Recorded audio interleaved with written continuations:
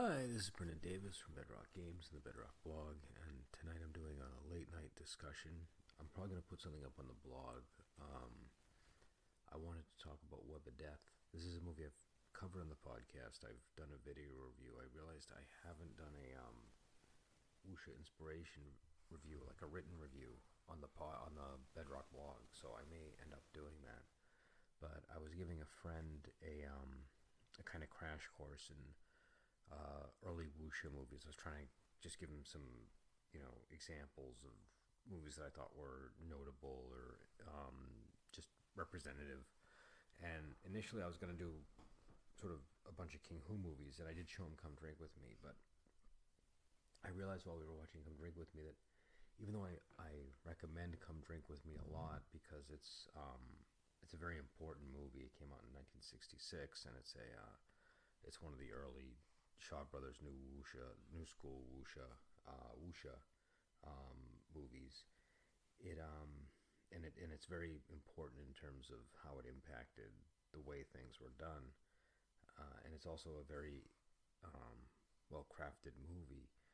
It is on the slower side, and the action, which is itself kind of spread out and a little bit sporadic, has a lot of space in between the action. The space closes as the movie goes on, but initially there's like a lot of tension between every movement that happens. There's like a long pause and rattling and suspense and tension building.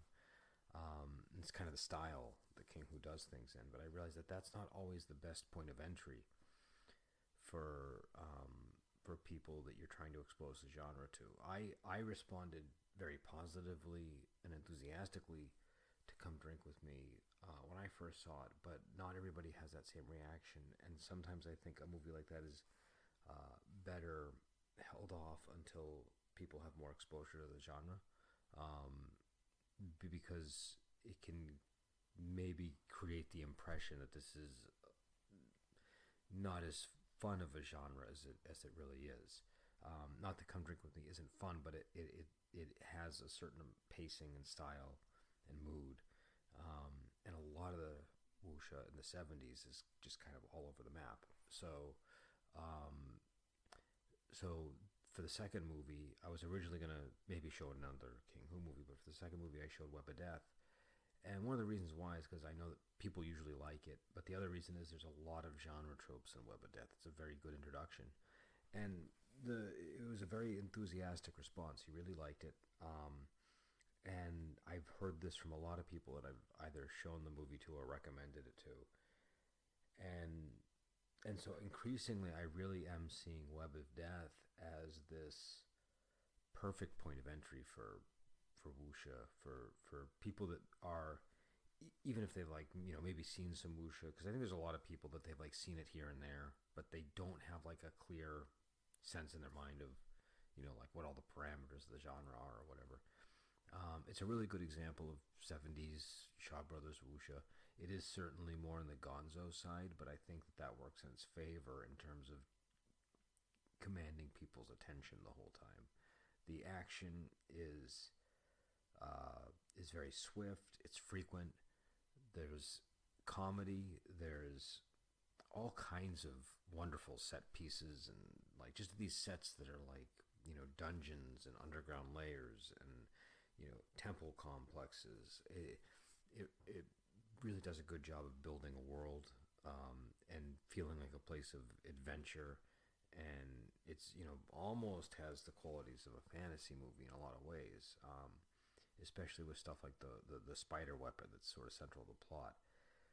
The whole concept of the movie, it kind of blends elements of different Condor Hero stories, but a lot of it really is sort of a retooling. I think I could be wrong because sometimes these things come from other sources and I might not be aware. But my impression is it's a retooling of the story of what happens to Wuji's parents in Heaven Sword Dragon Saber, and that's in itself a very interesting story. And this doesn't follow it exactly. It takes a lot of liberties, but there are so many similarities. And it just kind of goes off in this wild direction with it. There's no Wuji in the story, so Once you remove that from the equation and introduce a spider and all of these members of the poison sect trying to take over, it becomes another thing. Um, so it's interesting in that respect. If you're familiar with the source material, it can be enjoyable on another level. But this friend wasn't familiar with that source material, so it's not necessary in order to enjoy. But it has all those ones. Again, it's got this spider weapon, which is um, almost something out of like a '50s movie in terms of monsters. It's very interesting, and it's just a little tarantula. So it's kind of one of the things I appreciate about it. There are a lot of interesting effects in the movie, but the central monster, the central weapon, is just a tarantula that they sort of layer on some effects over, and it's kind of cool that they're able to get such an effect out of just a little tiny tarantula. Um, it's got a lot of melodrama, which I think if you're familiar with the genre and you're accustomed to how melodramatic it can be, and you enjoy the melodrama, you can enjoy it on that level. But if you're not and you're enjoying it for the first time, um, I think the melodrama is so it's so intense. It can come off as over the top and but still have entertainment value because it's so heightened. So I think either way, whether you're taking it in a more serious way or more just this is just an extravagant level of melodrama kind of way, it still has an impact.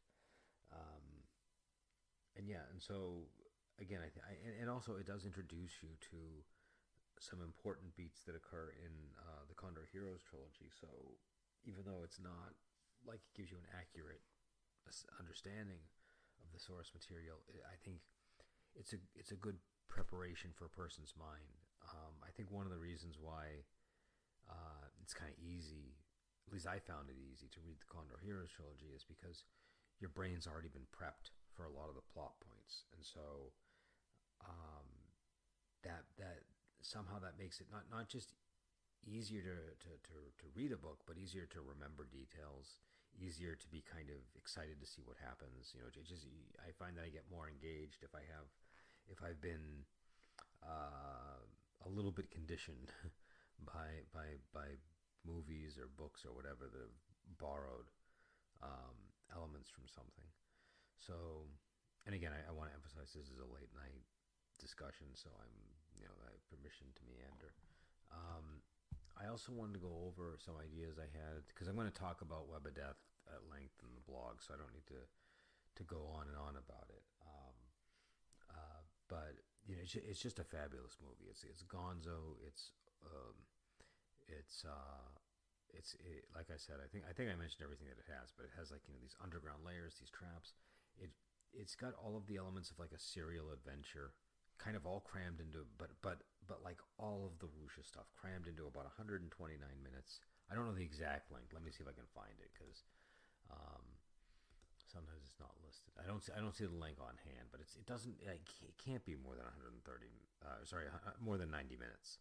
Um, uh, so it's like an hour and 29 minutes or something. Um, but they cram all that in there, and it's so efficient with its use of time. It's really surprising. And also, it's a Cho Yuen movie, but it's not the type of Cho Yuen movie. Some of his movies, people have told me they find them confusing, and I've been confused by a couple of them the first time I saw them, until I kind of got more used to all of the story and was able to kind of catch things on rewatch or just even get a breakdown somewhere else online. But this movie I don't think is difficult to follow. It's got a lot of moving parts, but it's not a particularly complicated story. So, um, at least not by Choi Yuen standards. You're not wondering what's going on the whole time. So yeah. So I think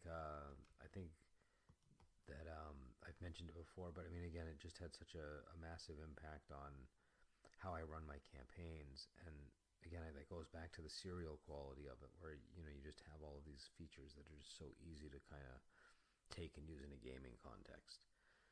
And I did want to get into some other topics before I go. I don't have a lot of time tonight, so I'm going to keep this kind of brief. But in the lead up to that, I I was trying to come up with lists of uh, movies, like three film crash courses, and so I started coming up with lists, and this was initially started as an effort to kind of do a King Who list, so you can kind of see how it um, you know uh, it grew from that way, as I talk about this list.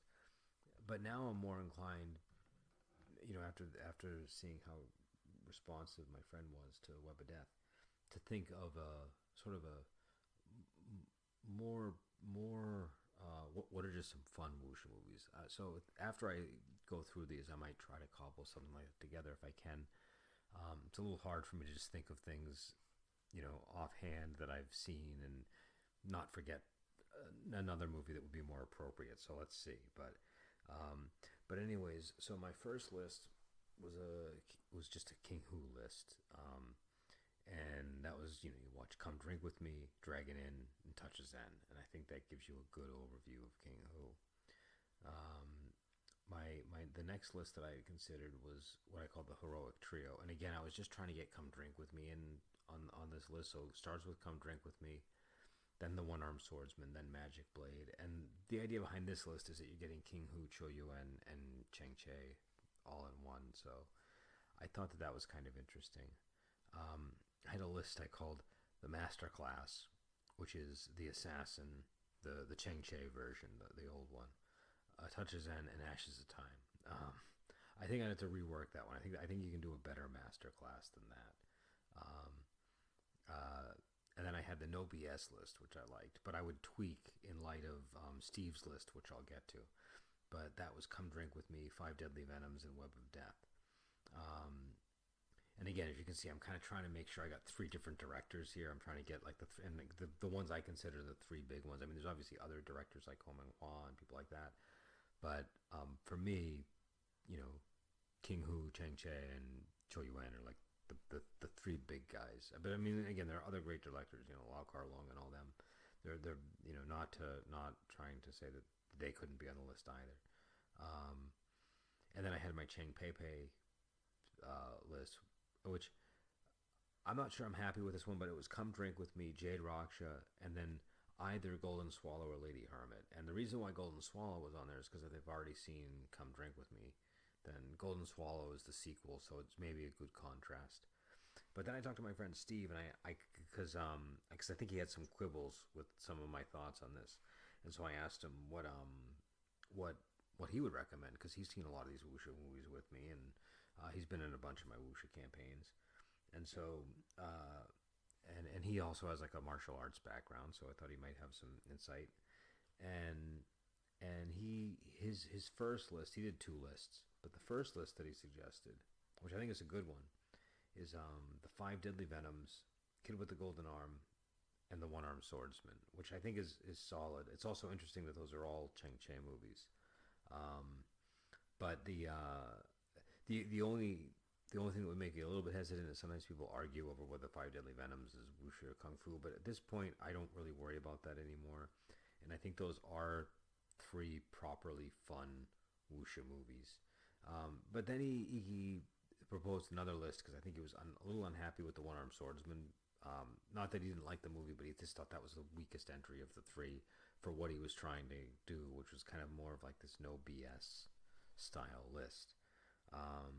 So he suggested the Five Deadly Venoms, Kid with the Golden Arm, and then Killer Clans, which I think is actually a really good list as well, because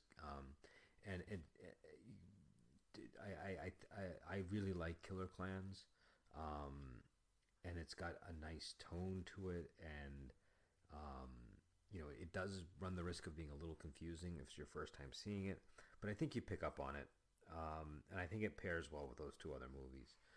So yeah, so I was trying to think of what would if I were to come up with a better no BS list, and I think really I would. So my original list was Web of Death, Five Deadly Venoms, and Come Drink With Me, and I think because I'm emphasizing fun, and I'm concerned that if I put Come Drink With Me on there, it might be a little bit on the slower side. It might not, get people as excited to watch these things. I might put a movie on there like maybe a Lau Kar Lung movie.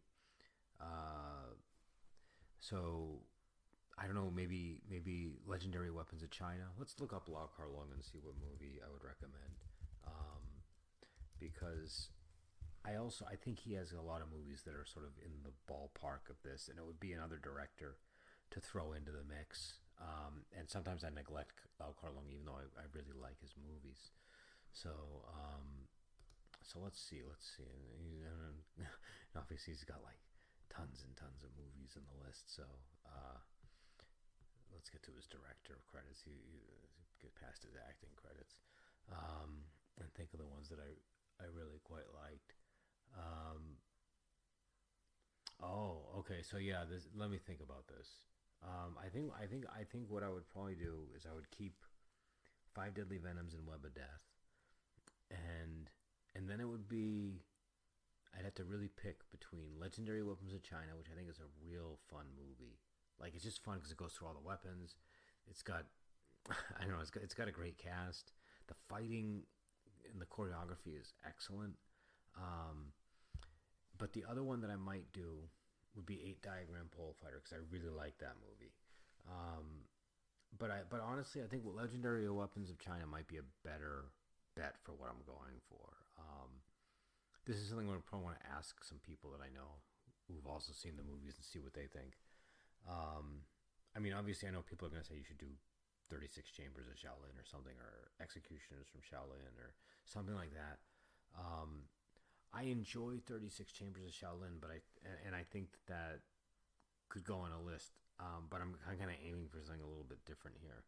Um, so I would probably lean more on Legendary Weapons of China. Um, Executioners from Shaolin is another movie I'd like to show people, but I think that would maybe go on another list of movies. Just because the pacing, though it does have a lot of fun elements for sure. Um, and so it looks like this is not a complete list either, because I'm thinking of movies that are not on here that I want to add. But anyways, those would be my uh, I think my three. If I'm going with Lau Kar Lung as a third on the list. Um, but yeah, so and obviously this is like a classic list, so you could do one that gets more new films on it too. Um, but that's always kind of the question is because people, and the reason why and I'm not a huge listicle type person. I don't like coming up with top 10 lists of lots of different things. Um, every once in a while I'll do a ranking list of something like movies from a particular actor or something, but I'm not a huge fan of thinking of movies and stuff in this way. Um, but here I think it's one of these things where people are always asking me, what movies they should show their players or what they would recommend. So I'm always trying to think of different angles that a person could take. Um, because it really can make a big difference if you tell people like the three right movies that'll kind of get them excited to run a campaign. Um, so yeah, so and I just have to mention, I think my favorite Lau Kar Lung is My Young Auntie, but that's obviously not quite genre appropriate. I mean, it certainly has elements of it, but I mean, it's more of a golden age of Hollywood style film or something. I don't know quite how I would describe My Young Auntie. It's got plenty of action still, and she even does dress up as a Wuxia hero at one point, if I remember in the movie. Um, but yeah. So and anyways, I think she was in Legendary Weapons of China, if I remember, and she was in certainly in Eight Diagram Pole Fighter. Yeah, she was in Legendary Weapons of China. So um, so yeah. So uh, and and I think that's probably gonna be where I'm gonna end it tonight. Um, I just want to make sure there's nothing that I'm forgetting that I wanted to discuss. Um, I'll probably talk more. I was telling my friend today about Wuxia campaigns and D&D-isms, and so I might do a podcast on that at some point because I think it's kind of helpful for people. Um, and when I say D&D-isms, I mean running a campaign in a way that's more reminiscent of how D&D is run than other types of campaigns. I think Wuxia lends itself to that, and I think one of the, and maybe I'll get into it now, but I'm kind of falling asleep, so we'll see how well this goes. But I think one of the problems people have when they do Wuxia is they set a really high bar for themselves. They set a bar much higher than they would for other genres for whatever reason. I don't know. Um, but like when you run a D&D campaign, you don't expect it to necessarily be Lord of the Rings. You know what I mean? You know, there's things that we kind of do in the game to that we wouldn't expect to be in some of the source material, at least not in the way that it's done in D&D. And so I think that it's kind of the same here with Wuxia, where you it doesn't have to be like unique in its focus on just like character drama or just whatever aspect of Wuxia that sort of leaps out at somebody is important. I think the biggest thing to take from Wuxia is the sex and um, and obviously the martial arts and stuff like that, and some of the other themes, but and the stock characters. The stock characters are, I think, a really big part of what makes Wuxia Wuxia, and so I think you can you can do Wuxia in a way where you're and D&D is maybe a bad not the right way to frame it, but sort of like just more sort of the way that people kind of just sort of generally run more fantasy oriented campaigns or something. I think the advantage that has, and Wuxia lends itself for this reason, is that I think what makes something like say D&D or Pathfinder or any of those kinds of things so successful and so good at doing the long-term campaigns. Like, it's very easy to have a long-term D&D campaign. It's not so easy to have long-term campaigns in some other styles and some other games. And I think that's because you can kind of shift from one type of adventure to another. You can do a haunted house this week. You can do a monster hunt this week. You can do a murder mystery the next week. You can do all these different things and it still works, and you have all the tools to do it. You also can just throw monsters at things, and I think Wuxia is a genre has so many different elements to it that you can also kind of do something similar and have different type. It's not. I guess this is a long way of me saying, I think when people try to do Wuxia, they think of it as, I need to do there's this one type of Wuxia that I need to be able to convey in game form. They might even say there is only one type of Wuxia, like Wuxia is one thing. But I think really it's a genre that has a lot of different focuses, agendas, and styles to it, and so you can really there are like so many different kinds of Wuxia adventures that you could try to run. So if you do it in more of that D&D style, where 1 week it's a murder mystery, 1 week it's this, 1 week it's bandits at the temple, say 1 week it's a sect war, 1 week there's all these different things it can be, and so I think it lends itself very well to long-term campaigns because of that, because you can this week it might be this, next week it might be that, and I think it sometimes people see it as a more limited genre. That's what I'm sort of saying, and they get a little bit paralyzed when they sit down and try to prepare or run an adventure. I'm not saying everybody does this, but it's certainly something that I see. So anyways, I will let everybody go because I am definitely falling asleep. It's, I think, after 1 o'clock here, and I didn't have enough coffee today. So yeah, hopefully I talked about Web of Death enough. I feel like I was just kind of meandering, so I don't know if I covered enough ground. But I will put something up on the blog anyways, so it'll I'll be able to cover whatever I might have missed. And yeah, so until next time, I will talk to you later.